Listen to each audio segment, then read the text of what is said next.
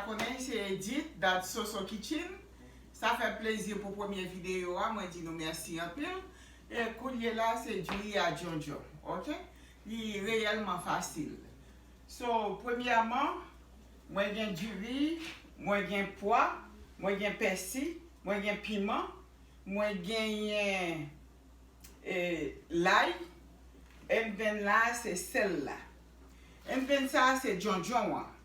Djon Djon, so, ou mettez le bouilli avant, il y a des gens qui mettent le trempé, mais moi-même, moi, mettez le bouilli.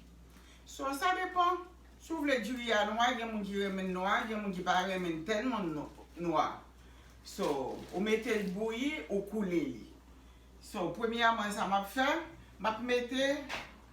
We want to first thank everyone that watched the first video and supported us. We really appreciate it. So let me go over the ingredients first for the black rice, the Diri Djon Djon. So we're going to use yellow rice. You can use white rice. It's your preference. We're going to use lima beans that we got in a frozen food section. We also have parsley, which is already tied up. We're going to use a pepper, and we have some salt that's mixed together, and we added a little bit of Maggi to it. We're going to use garlic, and we have our Djon Djon. Some people like to let their Djon Djon sit in water, or you can boil it. What we did is we boiled our Djon Djon in the water for about 10 to 15 minutes. And the first step that we're going to do is add oil to our pot.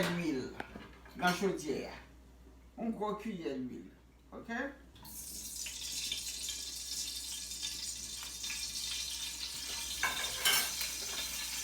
OK? Moi, t'en chaud.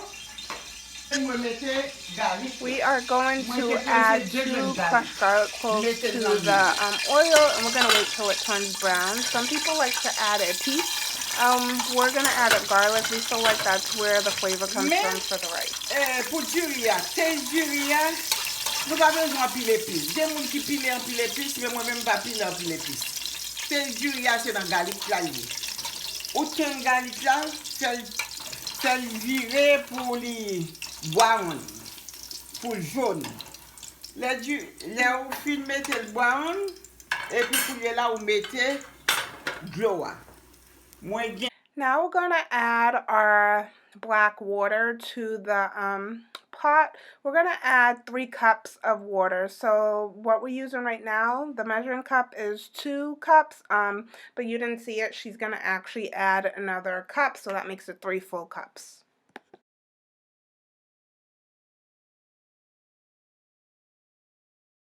Je use regular Djon Djon, moi-même moi use regular Djon Djon. So again, cube Djon Djon to oven, nous capable acheter dans le supermarket. Moi dans tout supermarket. An alternative to use from regular Djon Djon is Maggi, the black one. You can find this at your local supermarket, and it'll give you the same results. You'll just put it in water and let it boil, and it'll give you the same black water that you need to make black rice. On cuillère sel, moitié Maggi. Mettez un piment vert pour bal bon sent. Moi mettez persil. Try this one, mettez persil.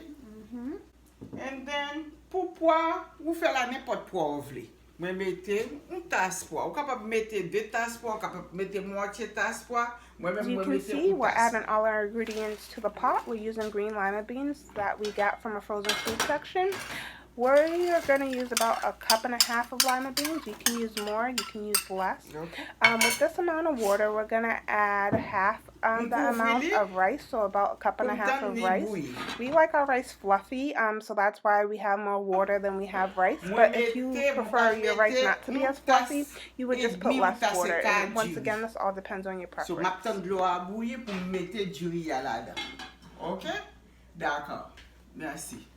So, on lave du riz, on tasse de mettre du riz.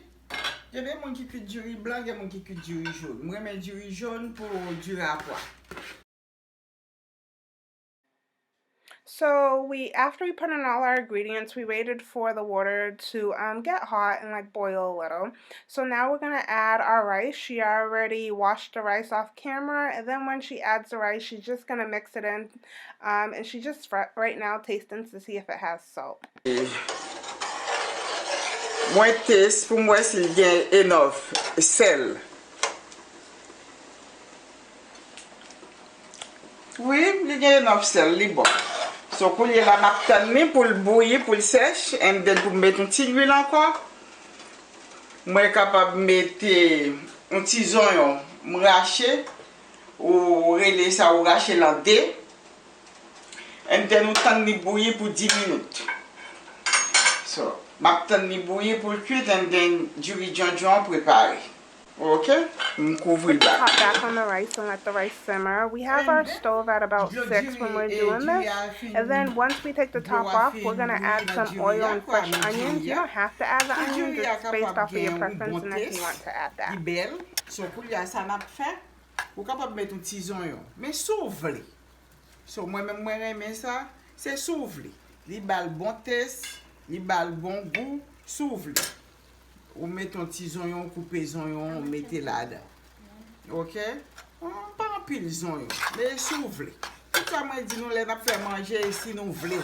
Pour bagaille nous fait. Ça nous remet nous fait. Et comme ça manger. Et faire manger, ou plus au monde, j'en moun nan remet, j'en voulais. So, coulier là, moi, retourne mettre persil à bac, et then, je mettre un petit huile, et puis, je quitter pour 10 minutes. Bon, pour un petit huile, moi, mettez. Pour Diri à capable belle. Et puis, pour capable mettre moitié cuillère d'huile. Ça veut dire qu'on va tout faire du roux. Quand il est là, fini. C'est comme ça Diri a tout fait, mais Diri noir là, et comme ça Diri noir là fait, et puis.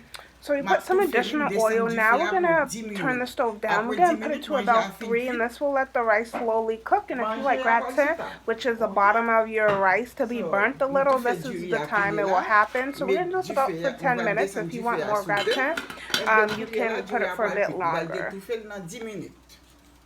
Mettez sous 2 ou bien 3. M'attends 10 minutes et puis me montrer notre Diri noir là. Après 10 minutes, 15 minutes, vous retournez, mais make sure pas découvrir. Les l'eau a fini sécher dans le Diri, ou tout fait. Vous mettez son petit du feu 2-3.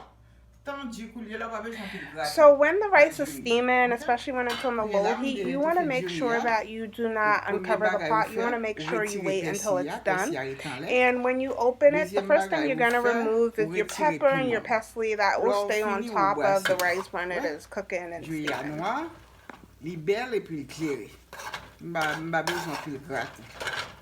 So that's nice. I'm going to belle parfait Diri noir.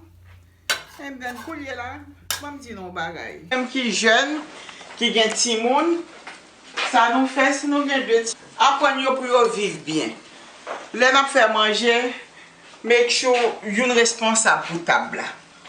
Ça on faut pas retirer manger pour chaque ti moun à pas. Faire apprendre vivre. So coulier là, on capable retirer du riz, on mettez dans un gros bol. Et puis coulier là, bien belle, bien propre. Bien représentable. Et then coulier là nous les petits moun yo sous table viennent manger. Coulier là ou apprendre yo à séparer une avec l'autre. Ou capable mettre n'importe bagage pour la décoration. So, pour faire belle pour ou capable mettre un petit persil, ou capable mettre un petit piment, ou capable faire n'importe petit design. And then la table est servie. Ou apprendre à vivre, ou apprendre à manger ensemble. Et puis, du riz noir. Mille merci, à la prochaine. M'a préparé pour l'autre là. Ok? Mille merci. Ça fait plaisir sans nous-mêmes pas capables. Mais avec nous-mêmes moins capables. Ok? Bye bye. Soso, à la prochaine. Thank you everyone for watching. We really appreciate it. Make sure you like the video and subscribe and keep leaving us comments and let us know what you would like to see next. We're here for you. Thanks guys. Bye.